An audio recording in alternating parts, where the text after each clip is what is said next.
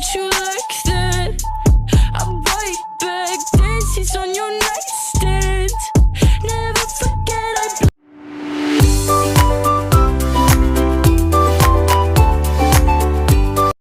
Di sini saya akan menjelaskan pengertian dari istina. Istina adalah akad jual beli dalam bentuk pemesanan pembuatan barang tertentu dengan kriteria dan persyaratan tertentu yang disepakati antara pemesan dan penjual. Istina paralel adalah suatu bentuk akad istina antara pemesan dengan penjual. Kemudian untuk memenuhi kewajibannya kepada mustasni, penjual memerlukan pihak lain sebagai sani. Terus pembayaran tangguh adalah pembayaran yang dilakukan tidak pada saat barang diserahkan kepada pembeli, tetapi pembayaran dilakukan dalam bentuk angsuran atau sekaligus pada waktu tertentu. Rukun istisna terdiri dari produsen dan bahan baku, pemesan, proyek, harga, dan sikat atau ijab kabul. Syarat istina. Pertama, pihak yang berakal cakap hukum dan mempunyai kekuasaan untuk melakukan jual beli. Kedua, ridho atau kerelaan dua belah pihak dan tidak ingkar janji. Ketiga, apabila akad disyaratkan sani hanya bekerja saja, maka akad ini bukan lagi istina, tetapi berubah menjadi akad ijaroh. Pihak yang menyatakan kesanggupan untuk mengadakan atau membuat barang itu.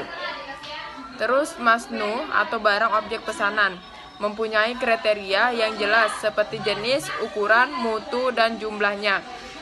Terakhir, barang tersebut tidak termasuk dalam kategori dilarang syaro. Assalamualaikum warahmatullahi wabarakatuh. Di sini saya akan menjelaskan tentang jenis dan skema alur transaksi istisna. Yang pertama yakni istisna lembaga keuangan syariah sebagai produsen. Jadi di sini lembaga keuangan syariah bertindak sebagai produsen atau pembuat, di mana lembaga keuangan syariah ini dapat menerima pesanan atas barang yang masih memerlukan proses pembuatan. Kita lihat ke bagannya. Di sini pemesan itu musta'ni atau nasabah. Kemudian produsen itu sani atau produsen di sini itu lembaga keuangan syariah. Nah, kemudian pemesan nasabah ini melakukan pemesanan barang kepada produsen atau lembaga keuangan syariah. Kemudian antara lembaga keuangan syariah dan pemesan ini terjadilah akad. Mereka melakukan akad istisna. Kemudian pemesan ini, nasabah ini membayar uang kepada produsen. Kemudian produsen ini yang lembaga keuangan syariah itu memproduksi barang dalam bentuk masnu. Kemudian lembaga keuangan syariah ini menyerahkan barang tersebut kepada pemesan. Jadi dengan diserahkannya barang tersebut, maka kewajiban lembaga keuangan syariah sebagai pemprodusen itu selesai. Nah, di sini itu ada Haji Syaifullah. Haji Syaifullah itu bertindak sebagai pembeli akhir. Nah, jadi Haji Syaifullah ini memesan barang kepada lembaga keuangan syariah Berkah Gusti.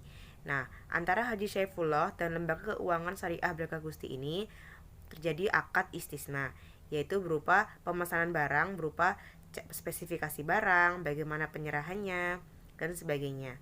Kemudian, lembaga keuangan syariah Berkah Gusti ini sebagai kontraktor itu tidak mampu melanjutkan pekerjaannya sehingga meminta pihak lain untuk melanjutkannya, yaitu PT Anugrah sebagai subkontraktor. Kemudian, Haji Syaifullah ini memberikan pembayaran uang kepada lembaga keuangan syariah Berkah Gusti. Kemudian, lembaga keuangan syariah Berkah Gusti ini menyerahkan modal tersebut kepada PT Anugrah. Kemudian, PT Anugrah ini menyerahkan barang pemesanan dari lembaga keuangan syariah Berkah Gusti. Setelah itu, lembaga keuangan syariah Berkah Gusti ini menyerahkan barang pesanan Haji Syaifullah kepada Haji Syaifullah. Nah, kemudian setelah penyerahan barang tersebut, maka kewajiban lembaga keuangan syariah telah selesai. Selanjutnya kita akan membahas tentang istisna paralel. Istisna paralel adalah istisna yang terjadi secara stimulan, di mana lembaga keuangan syariah ini bertindak sebagai produsen dan juga bertindak sebagai pembeli.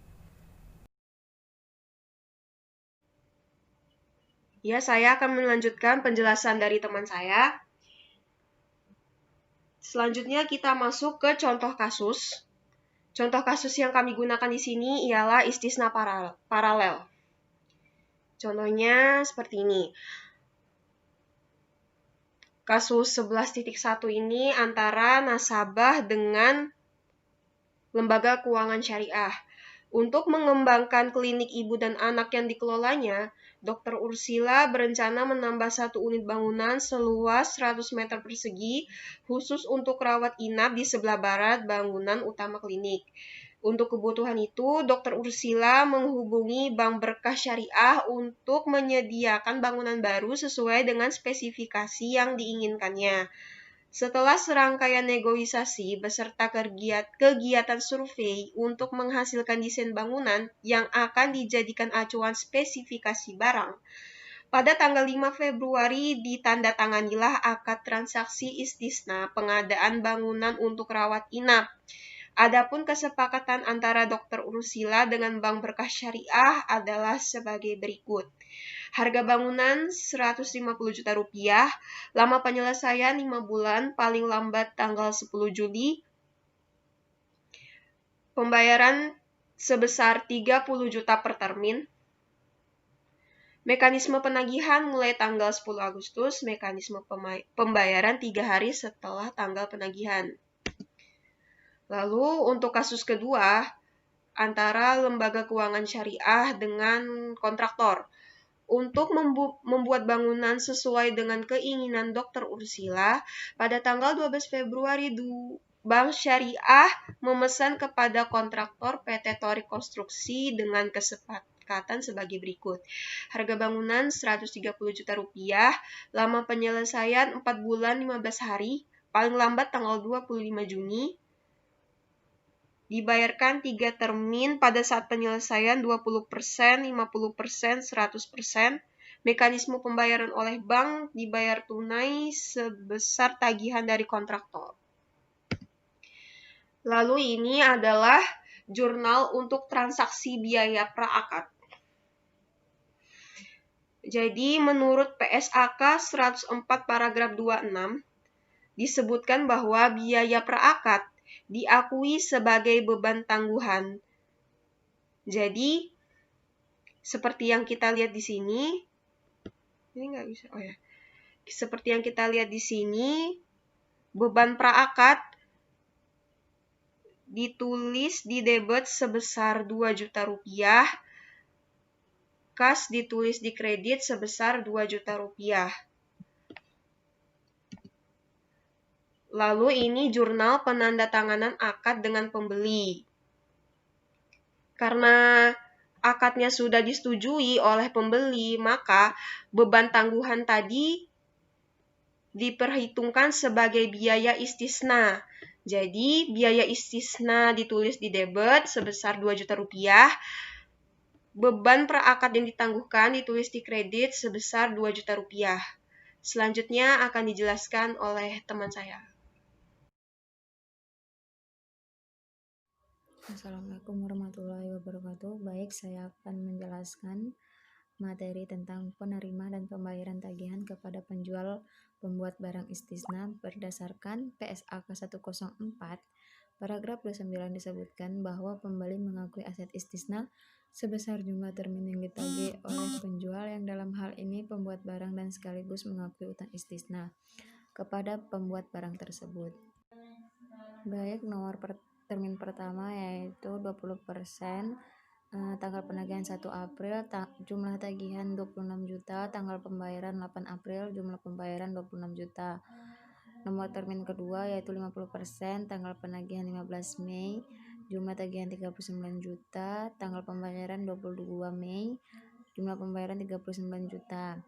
Nomor termin yang ketiga yaitu 100%, tanggal penagihan 25 Juni, jumlah tagihan 65 juta, tanggal pembayaran 2 Juli, dan jumlah pembayaran 65 juta. Misalkan pada tanggal 1 April PT Tori Konstruksi menyelesaikan 20% pembangunan dan menagih pembayaran termin pertama sebesar 26 juta kepada Bank Berkas Syariah.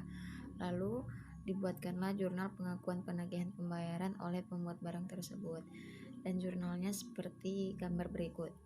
Pada tanggal 1 April yang berpengaruh di jurnal yaitu akun aset istisna dalam penyelesaian yang bertambah di debit sebesar 26 juta. Lalu ada akun utang istisna yang bertambah di kredit sebesar 26 juta. Adapun dasar pembukaan transaksi adanya utang istisna dan timbulnya aset istisna dalam penyelesaian adalah dokumen tagihan. Dokumen tagihan umumnya didasari oleh dokumen teknis progres pembangunan barang. Pada pekerjaan yang nilainya besar, dokumen progres dikeluarkan oleh appraisal independen yang disepakati kedua belah pihak. Selanjutnya, untuk membayar tagihan pembuat barang, Bank Syariah dapat membayar secara tunai maupun kredit rekening. Praktik yang lazim perbankan, tagihan biasa dibayar melalui rekening. Misalkan, pembayaran dilakukan pada tanggal 8 April, maka jurnal pembayaran tersebut adalah sebagai berikut. Misalkan, pembayaran tanggal 8 April, maka jurnal pembayaran tersebut adalah sebagai berikut. Tanggal 8 April yang berpengaruh di jurnal yaitu akun utang istisna di sebelah debit 26 juta dan akun kas rekening nasabah pemasok di sebelah kredit 26 juta. Jurnal sejenis juga dilakukan pada saat penerimaan tagihan dan pembayaran kedua, penyelesaian 50% dan ketiga penyelesaian 100%. Misalkan tagihan kedua diterima pada tanggal 15 Mei dan diikuti dengan pembayaran oleh bank pada tanggal 22 Mei. Tagihan ketiga diterima tanggal 25 Juni dan dibayarkan pada tanggal 2 Juli. Lalu dibuatkanlah jurnal seperti berikut, sama kayak yang tadi. Pada tanggal 15 Mei yang berpengaruh yaitu aset istisna dalam penyelesaian 39 juta di sebelah kredit.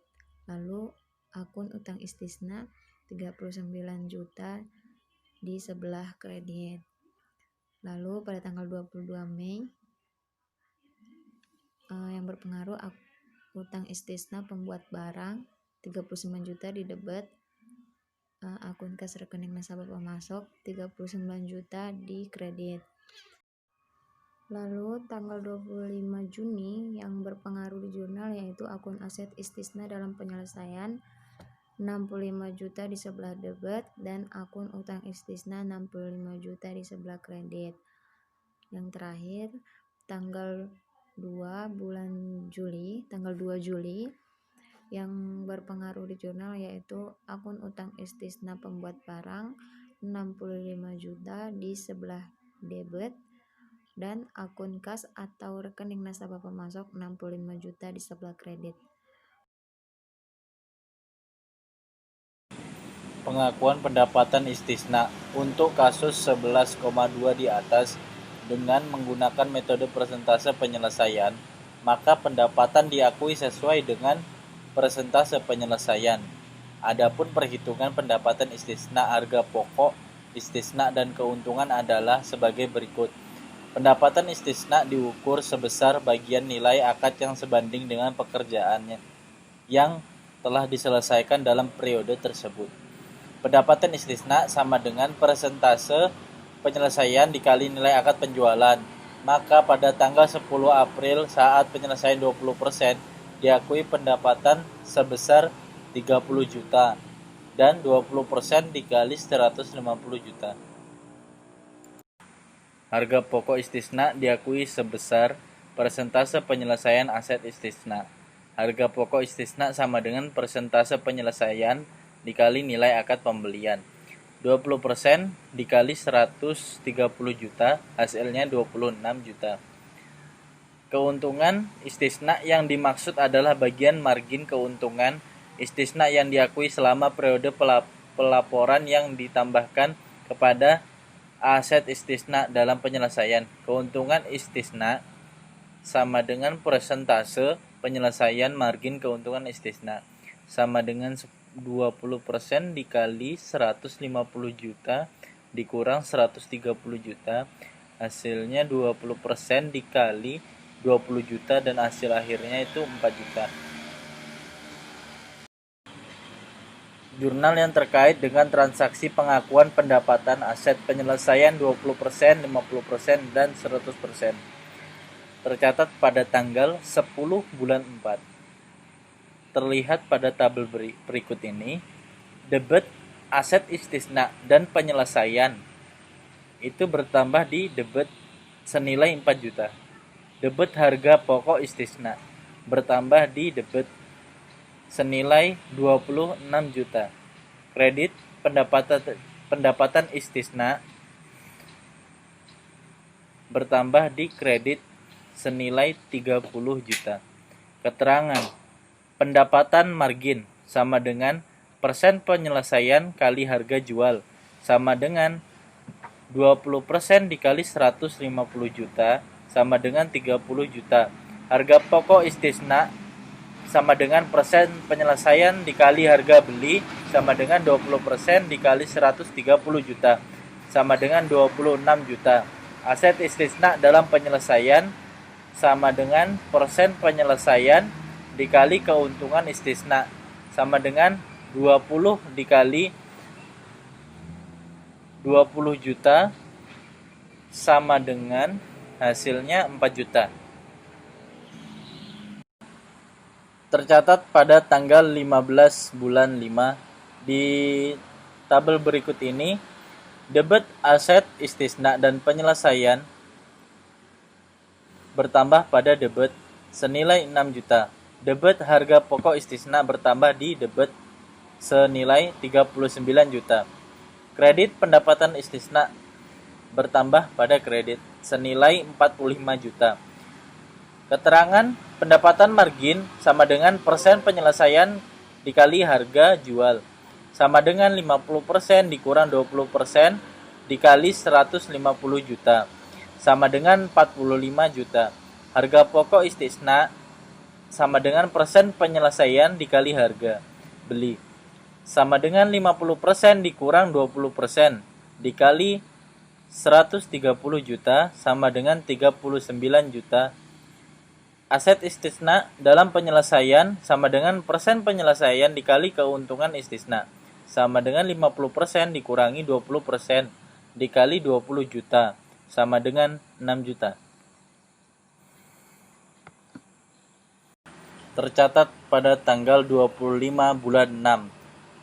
Tabel berikut ini, debit, aset istisna dalam penyelesaian bertambah di debit senilai 10 juta. Debit harga pokok istisna bertambah di debit 65 juta senilai 65 juta.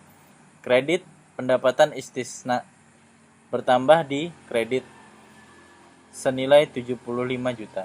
Keterangan pendapatan margin sama dengan persen penyelesaian dikali harga jual sama dengan 100% dikurang 50% dikali 150 juta sama dengan 75 juta. Harga pokok istisna persen penyelesaian dikali harga beli sama dengan 100% dikurang 50% dikali 130 juta sama dengan 65 juta. Aset istisna dalam penyelesaian sama dengan persen penyelesaian keuntungan istisna sama dengan 100% dikurang 50% dikali 20 juta sama dengan 10 juta.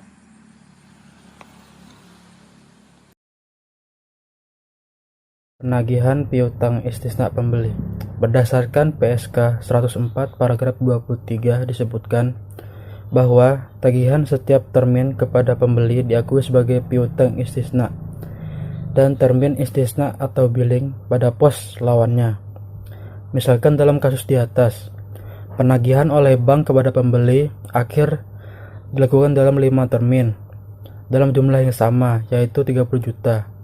Setiap tanggal 10 bulan April, maka jurnal untuk mengakui 5 kali penagihan piutang istisna kembali kepada pembeli dan penerimaan pembayaran dari pembeli tersebut adalah sebagai berikut.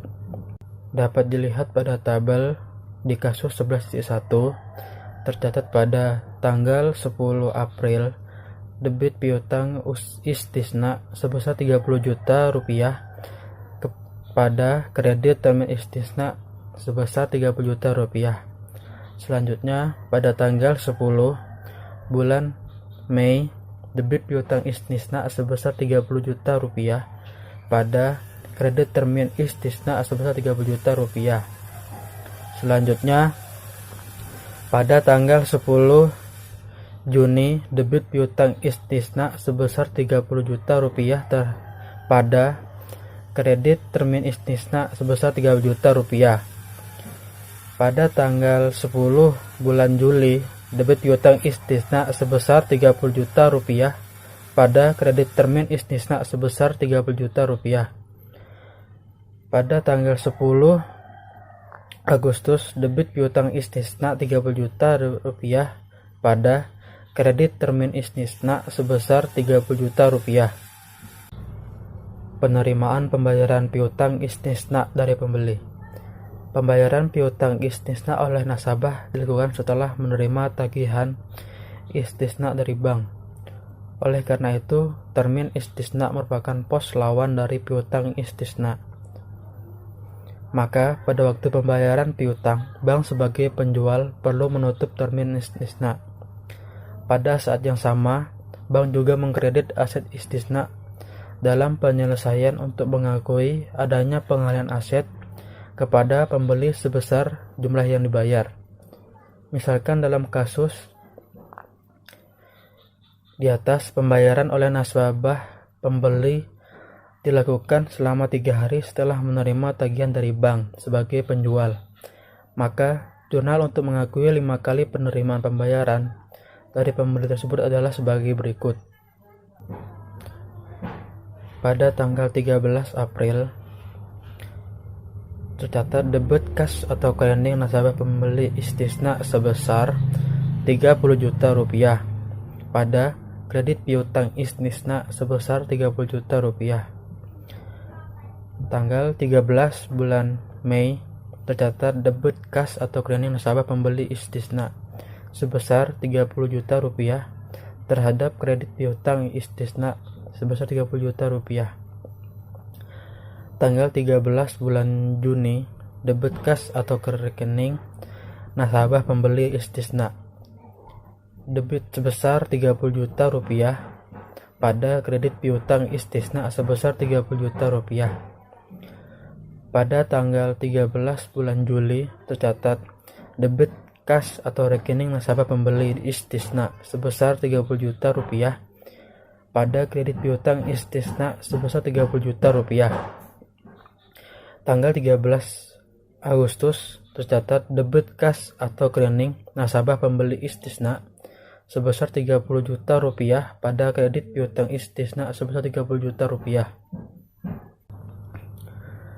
Menurut PA-PSI 2013 halaman 4.19, pada saat barang pesanan telah diserahkan kepada nasabah, bank melakukan jurnal balik atas rekening aktiva istisna dalam penyelesaian dan termin istisna. Untuk kasus 11.1, misalkan barang pesanan diserahkan pada tanggal 13 Agustus, maka jurnal pada saat penyerahan barang tersebut adalah sebagai berikut. Tanggal 13 bulan Agustus, tercatat debit termin istisna sebesar 150 juta rupiah pada kredit aset istisna dalam penyelesaian sebesar 150 juta rupiah. Pada tanggal 13 Agustus, debit termin istisna sebesar 150 juta rupiah. Variasi transaksi dan kebijakan akuntansi. 1. Perlakuan akuntansi terhadap beban perakat jika transaksi tidak jadi disepakati. Berdasarkan PSK 104 paragraf 26 disebutkan, kalau akad tidak jadi disepakati, maka biaya tersebut dibebankan pada periode berjalan.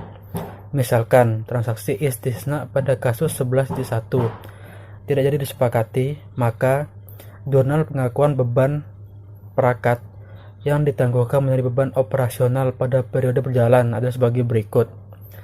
Tercatat debit beban operasional sebesar Rp2 juta pada kredit beban perakat yang ditangguhkan sebesar Rp2 juta. 2. Pengakuan pendapatan dengan metode akad selesai. Berdasarkan PSK 104 paragraf 17 disebutkan bahwa pendapatan istisna diakui dengan menggunakan metode presentase penyelesaian atau metode akad selesai. Dalam hal ini, penjualan transaksi 11.1 menggunakan metode presentase penyelesaian. Untuk kasus 11.1 dengan menggunakan metode akad selesai, pendapatan, harga pokok istisna, dan bagian keuntungan baru diakui pada saat pekerjaan selesai dikerjakan 100%. 3. Pembayaran dengan cara tangguh berdasarkan PSK 104 paragraf 20. Jika menggunakan metode presentase penyelesaian dan proses pelunasan dilakukan dengan periode lebih dari 1 tahun setelah penyerahan barang pesanan, maka pengakuan pendapatan dibagi menjadi 2 bagian, yaitu pertama, margin keuntungan pembuatan barang pesanan yang dihitung apabila istisna dilakukan secara tunai, diakui sesuai presentase penyelesaian. Kedua, selisih antara nilai akad dan nilai tunai pada saat penyerahan diakui selama periode pelunasan secara proporsional sesuai dengan jumlah pembayaran. Jurnal syarat pengakuan pendapat. Sebagaimana halnya pada istisna dengan pembayaran tunai, pengakuan pendapatan pada saat istisna tangguh didasarkan pada metode yang dipilih, metode presentase penyelesaian atau metode akad selesai. Jika menggunakan metode presentase penyelesaian, maka pengakuan pendapatannya adalah sebagaimana yang dibahas pada kasus 11.1.